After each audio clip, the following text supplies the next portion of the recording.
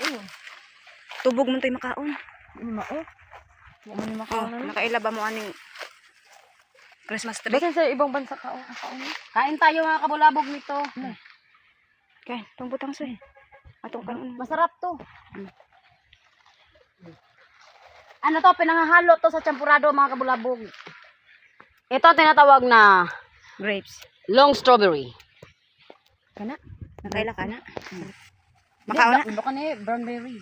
Brownberry na? Ano brownberry? Makaon na. Kahunahon na mo ka. Kahunahon na mo ka dautan soy. Yatay.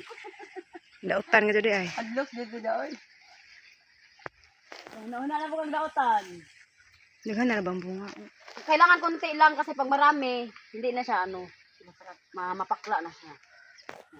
Bilib ko mukhaon ka ni soy. Kahit hilaw pa kasi ito hindi dapat ito kinakain pag hilaw.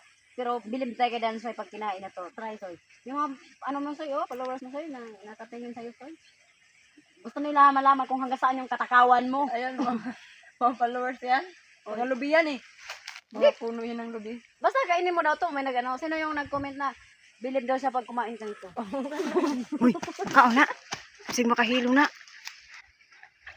Fire man ka. La. Patay ka nun soy. La.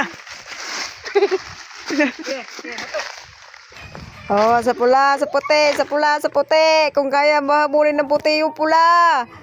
Oh, ayan o. Hindi talaga kaya habulin yung mahaba pa ah.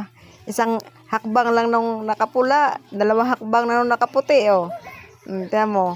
Kahit anong gawin mo, Bajing.